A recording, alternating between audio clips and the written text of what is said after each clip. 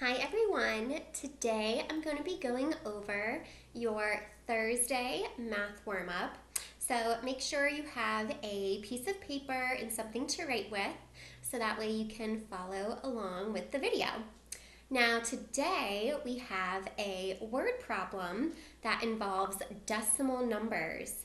Now a lot of times we get into a bad habit, and sometimes I'm just as guilty, of reading our decimal points as point when we're reading the number. But we really want to get in the good habit of reading those decimal numbers using that correct word form where we are saying and for the decimal place, or the decimal point, sorry, and that we're using that correct place decimal number place value language. So a few weeks ago, I uploaded a decimal place value chart. So if that's something you have, you can pull that up. Or I know we also handed some of those out when we were at school. So some of you should have charts for that as well. So that's a really great tool and resource to refer to. Would probably be in your math data notebooks. All right, so today our word problem says Jolie ran 6 and 2/10 miles on Monday, 10 and 54 hundredths miles Tuesday, 9 and 1/10 miles Wednesday, and 4 and 45 thousandths miles Thursday. How many miles did Jolie run all together? Now in that word problem at the end, the question that we're solving, it says, how many miles did Jolie run all together? Now when I see that word all together, and I see that each day has a different distance that she ran, but we want to know how much she ran all together, or that total amount, that tells me that we need to add. And something that's important to remember when adding decimal numbers is that you have to line them up by the decimal point. When we're adding and subtracting using our whole numbers that don't have a decimal point, we always talk about lining the digits up by place value, but sometimes that can be a little misleading with decimal numbers. For example, if I took 6 and 2/10 and my 10 and 54 hundredths, whoops, and if I just lined the digits up how I typically do with whole numbers, it would look like this. But really I haven't lined my digits up by place value because I can see that as my decimal points are in way different spots.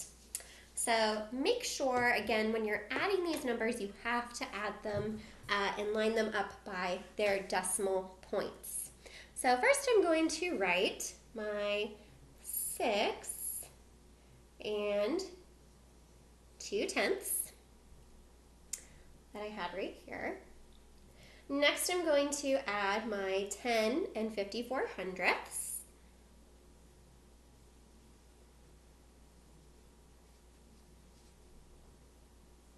Again, making sure that I'm lining those numbers up by the decimal point, and that's also helping to keep my digits lined up by place value. Next, we're going to add our 9 and 1/10. Again, you can see I'm being very careful to keep those numbers lined up by using my decimal point. And then finally, we have 4 and 45 thousandths.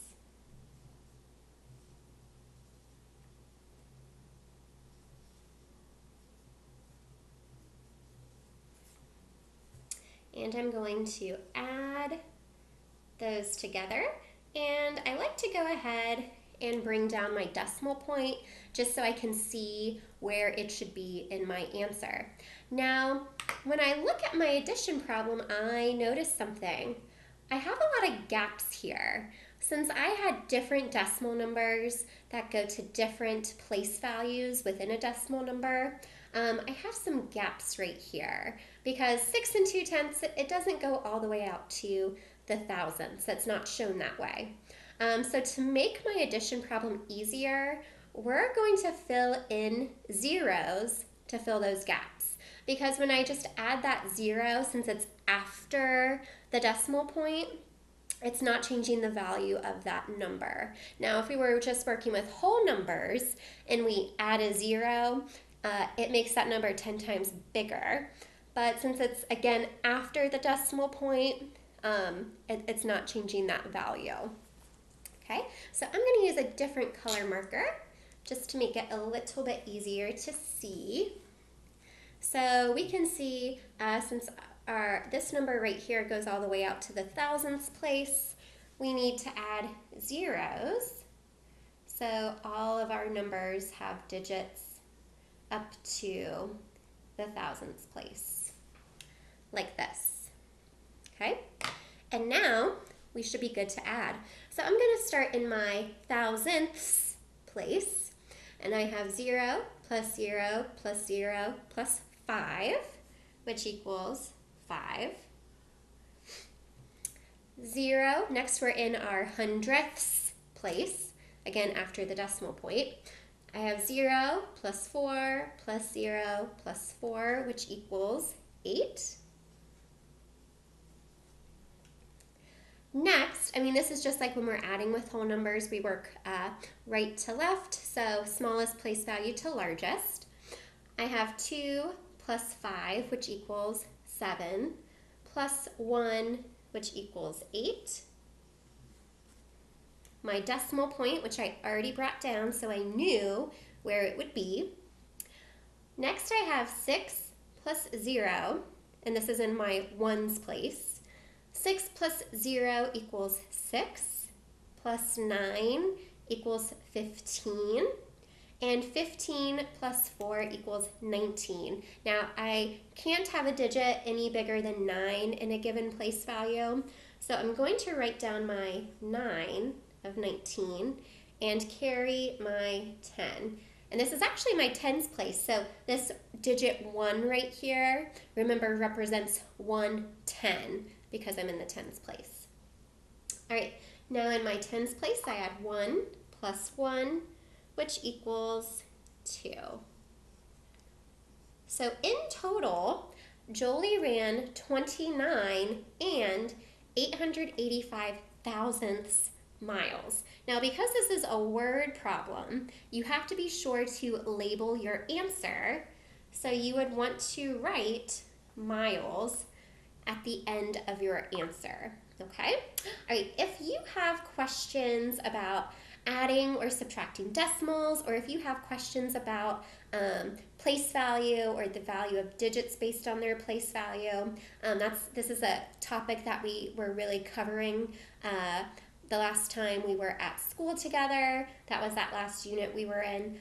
Please feel free to email me or one of your math teachers, or leave comments within your math warm-up work. All right, I miss you guys. Hope to see you soon. Bye.